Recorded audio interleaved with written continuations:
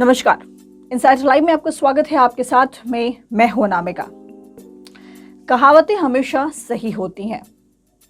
जहां पर धुआं निकलता है वहां ये मान लेना चाहिए कि आसपास में कहीं ना कहीं आग जरूर लगी है। देखिए, पिछले कई दिनों से बिहार की राजनीति में इस बात की चर्चा जोरों पर थी कि एनडीए में सब कुछ ठीक नहीं है। हालांकि जब भी इस बात को पूछा जाता था एनडीए के दोनों दलों से, तो हमेशा ये कहा जाता था कि ऑल इज वेल। लेकिन जब ऑल इज वेल था तो आखिर गठबंधन तोड़ने की नौबत क्यों आ गई? नौबत ये हो गई कि अब तो बिहार में सरकार भी बदल गई और बीजेपी के हाथ से बिहार भी निकल गया।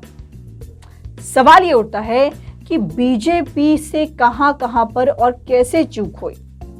बीजेपी इतनी बड़ी पार्टी है, महाराष्ट्र में भी पूरी तरह से सत्ता बदल दिया बीजेपी ने, तो आखिरकार बिहार में बीजेपी से वो क्या चूक हो गई, वो क्या मिस्टेक हो गया जिस कारण सत्ता में रहने के बावजूद भी बीजेपी यहां पर चूक गई।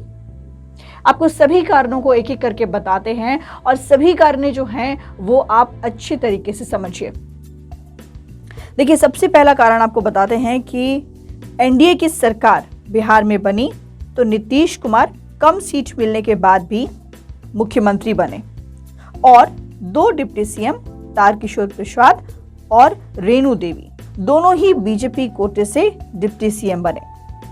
लेकिन देखा जाए तो दोनों ही सिर्फ अपनी कुर्सी और पद संभालते रहे।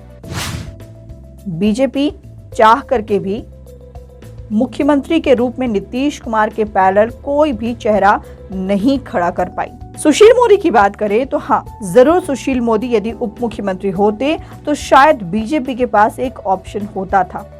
सुशील मोदी और नीतीश कुमार दोनों के बीच की जो अंडरस्टैंडिंग है उसकी चर्चा हमेशा होती रही कि दोनों की अंडरस्टैंडिंग हमेशा ही अच्छी रही है और नीतीश कुमार खुद भी इस बात को मानते हैं कि सुशील मोदी के साथ में उनकी अच्छी बनती थी। लेकिन बीजेपी ने तो पहले ही उन्हें बिहार से हटा करके राज्यसभा भेज दिया। दूसरी जो बड़ी चूक बीजेपी से हुई वो आपको बताएं तो कई मुद्दों पर बीजेपी और जेडीयू के बीच में लगातार असहमति बनती रही। नीतीश कुमार कई दिनों से बीजेपी के अपने मुद्दों पर असहज महसूस कर रहे थे, जिसमें सीए का मुद्दा हो जाए, एनआरसी, यूनिफॉर्म सिविल कोड, जातीय जनगणना आदि कुछ ऐसे एजेंडे थे। ऐसे कई मौके आए, कई तस्वीर सामने आई जब नीतीश कुमार का पॉलिटिकल स्टैंड और बीजेपी का स्टैंड बिल्कुल अलग था। अग्निवीर के मुद्दे की बात करें तो जब अग्निवीर का मुद्दा आया था तो उस वक्त भी बीजेपी के कई विधायकों के आवास पर हमले हुए थे। उस वक्त भी नीतीश सरकार पर बीजेपी ने प्रश्न उठाया था कि बिहार में कानून व्यवस्था जीरो है। नीतीश कुमार ने जवाब में कुछ भी नहीं कहा, लेकिन इस बात से भी वो काफी ज्यादा असहज हुए थे। इसके बाद की बात करें तो चिराग के बाद आरसीपी वाला दाव महंगा पड़ गया बीजेपी को।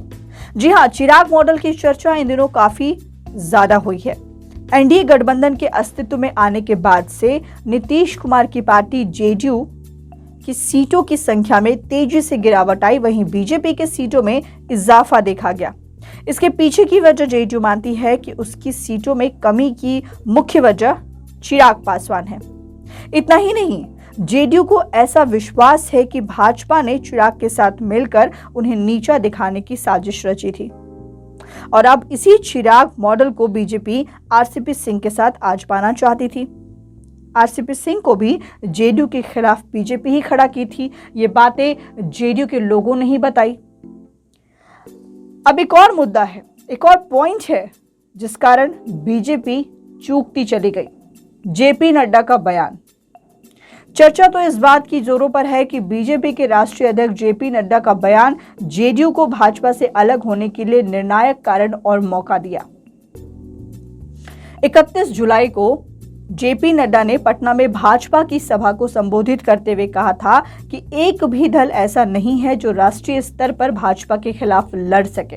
उन्होंने ये भी कहा कि आने वाले समय में भाजपा जैसी विचारधारा से प्रेरित पार्टी ही बचेगी, जबकि अन्य जितनी भी क्षेत्रीय पार्टियां हैं वो सब नष्ट हो जाएंगी। तो इसके बाद ये जो बयान आया, उसके बाद कहीं ना कहीं जो जेडीयू और बीजेपी के बीच तलाक की स्थिति बनी, वो निर्णायक भूमिका में रही। हालांकि देखिए, ये कम ही मुद्दे हैं, ऐसे और भी कई मुद्दे हैं जहां पर बीजेपी से चूक होती चली गई, बीजेपी नहीं समझ पाई, या ये कह लें कि बीजेपी से बिहार की जो सत्ता है वो हाथ से निकलती चली गई। फिलहाल इस खबर में इतना ही। अनामिका को दीजिए इजाजत। नमस्कार।